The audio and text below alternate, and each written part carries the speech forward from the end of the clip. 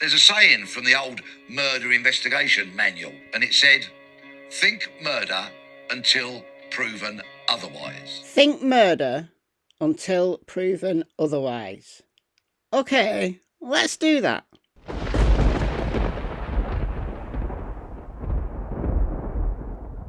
Good morning everyone, my name is Michelle, I hope you're doing well. Welcome to another video. It is Friday morning, the 5th of July. And it was election day yesterday here in the UK, so the papers and the news this morning are talking all about Labour's landslide victory. Slater is secondary now to election news. However, on this channel, we're still talking about Slater. What happened to Jay, the 19-year-old young man from Oswaldtwistle in the great county of Lancashire, where I live, here in northern England. And he went for a weekend to the Spanish island of Tenerife in the Canary Islands. He went to a music festival, all good, except on the Sunday night, well actually the early hours of the Monday morning. You know, he was with two guys, one of them called Ayub Qasim, who it turns out actually works in Tenerife at a coffee shop, and people know him. I don't know that he lives there permanently, but people know him.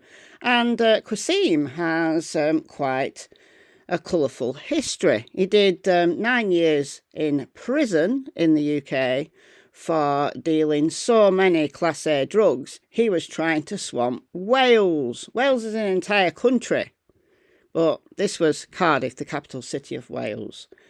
And he did 9 years for it. That's a pretty hefty prison sentence.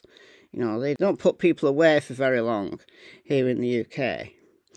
Anyhow, he got out and he's well known in Tenerife. He and an unidentified male, we still don't know who that is, Qasim and Jay, went to this Airbnb 30 miles north in the little tiny village of Masca. The burning question is, why did they go there?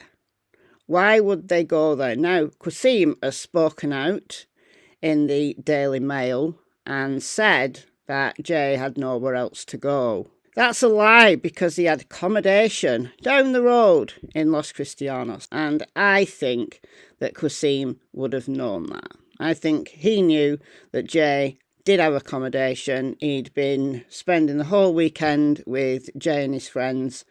It wasn't like he was unfamiliar. And he said to the Daily Mail that he knows Jay's friends. So who are Jay's friends? Well, Lucy, Brad, and another guy called Hodgie. Right, well, lots of rumours swirling about them people as being dealers. Did they get Jay into something that was a little bit too much for him? Was he a little bit wet behind the ears? Maybe, who knows? So at around 6 a.m. on the Monday morning, these three guys, including Jay, decide to go to this Airbnb in Masca, which is about a 14-minute drive. Shortly thereafter, Jay decides to leave. He speaks to various people on social media. This has all come out from the investigator Mark Williams Thomas, who is an ex-cop, and he's been over in Tenerife doing his own investigations on behalf of the family. And he said it was about 7 to 7:30 that Jay left, took a photo of himself on the steps, and then left. What happened next? Jay calls Lucy May. He tells her that he's got 1% battery left on his phone. He's thirsty and that he doesn't have a drink. At 8:50, Jay's phone powers down. It's run out of battery life. And we know exactly where that was. Now, some people are saying that phone must be in deep undergrowth and no one can walk through it. Well, as no one thought to actually look for the phone, where the phone was believed to have been last at 8:49 to 8:50 on the Barranco Juan Lopez Trail, which is about 2.5-hour hike, very difficult hike. Starts off okay, gets into loads of cactuses, and then becomes very, very rocky and very, very steep as you go towards the beach. Jay was heading down there. Now, was the phone thrown, as some people are saying, into deep undergrowth? Well, if it was, it's still there. Why has no one found it? Has no one even bothered to go into a bit of undergrowth to find the phone? I don't believe that's true. GPS can be up to about 10 metres out. So I think the phone powered down on the path, or at least where Jay was, not in deep undergrowth. Anyway, let's continue. Lucy May, soon afterwards, makes a missing person report. The Guardia Civil begin their search later on, close to the point where Jay's phone powered down.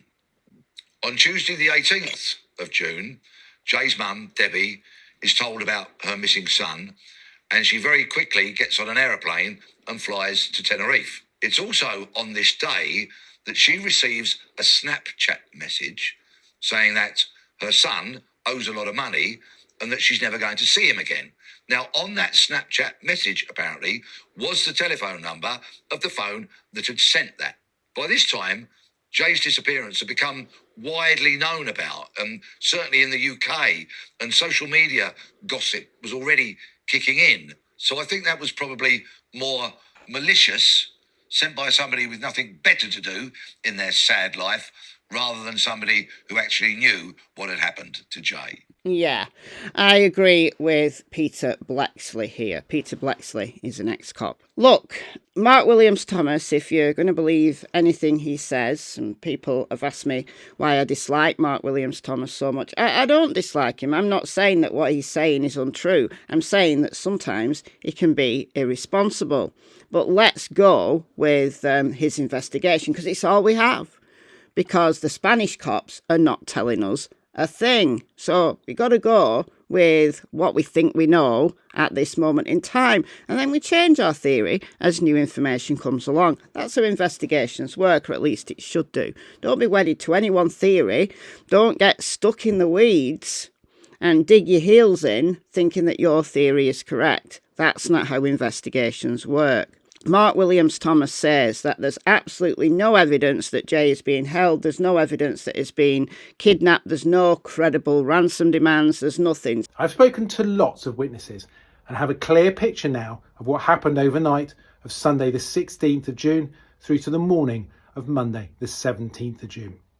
I'm now in a position to release some of that detail.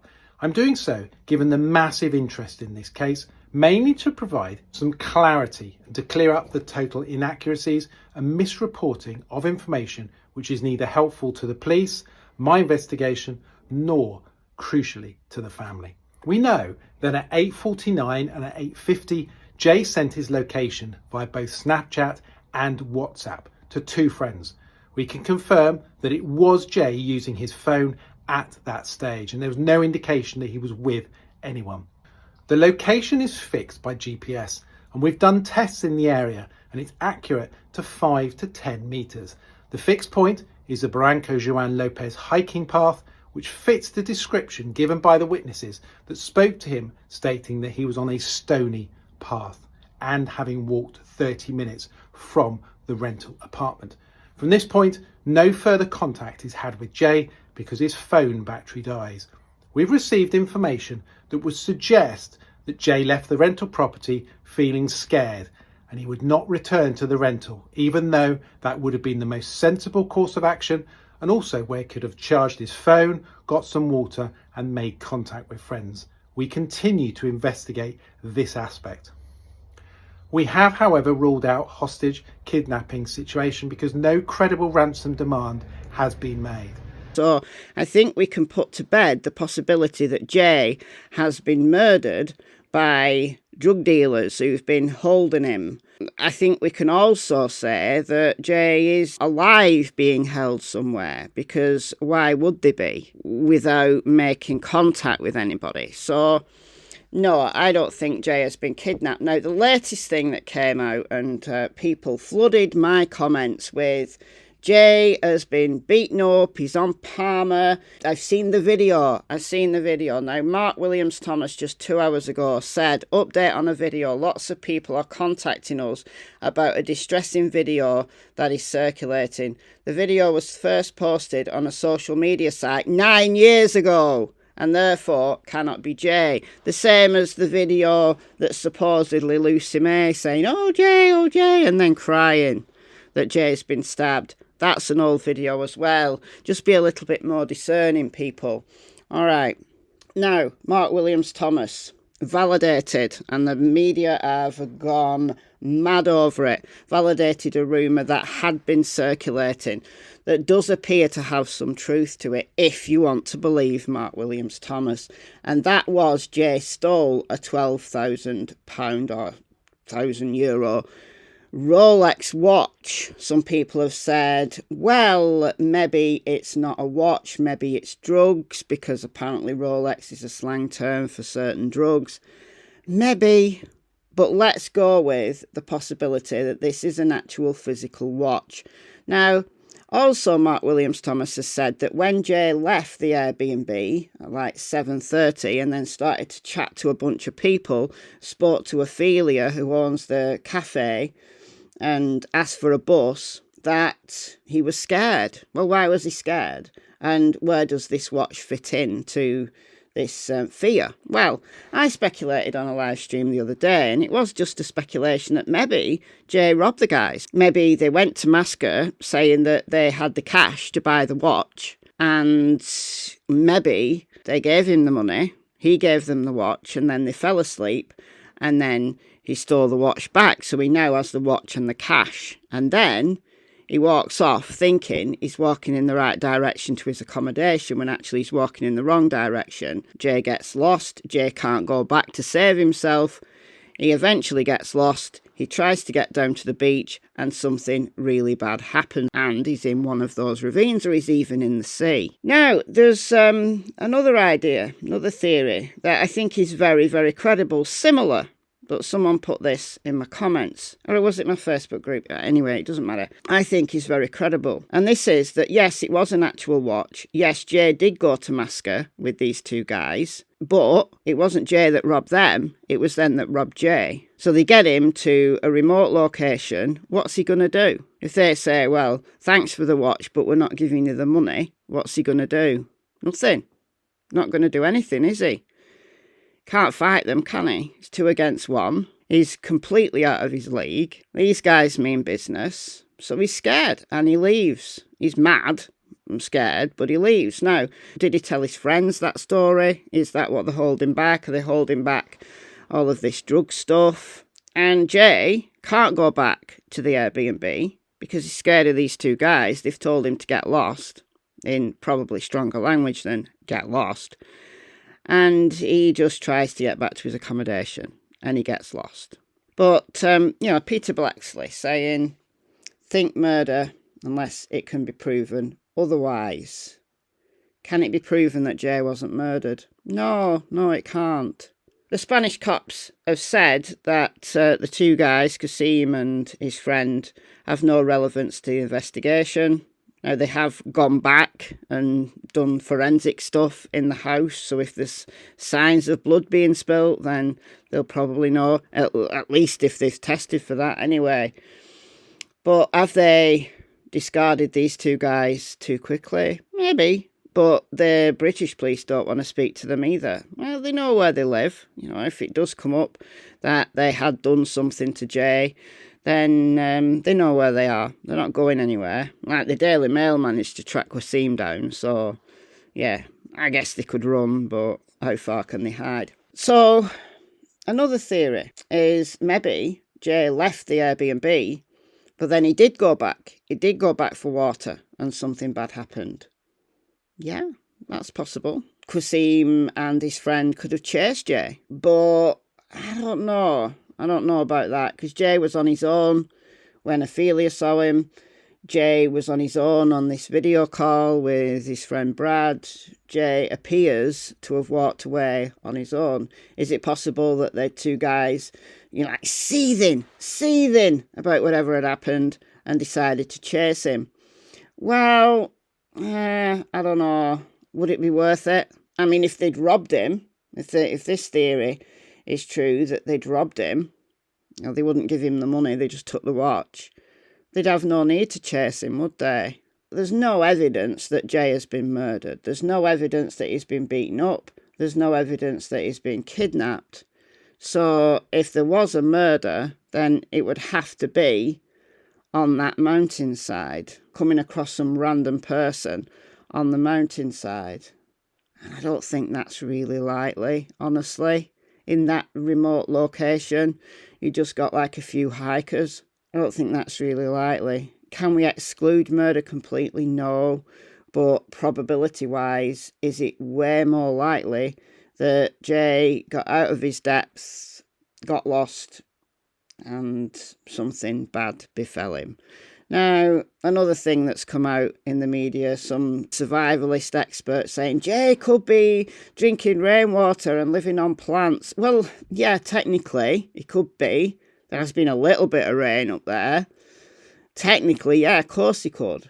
But he'd assist in his own rescue, wouldn't he? He'd hear the helicopter. So if he's well enough to collect rainwater and eat plants, he's also well enough to aid in his own rescue, and that hasn't happened. So sadly, I believe Jay's deceased.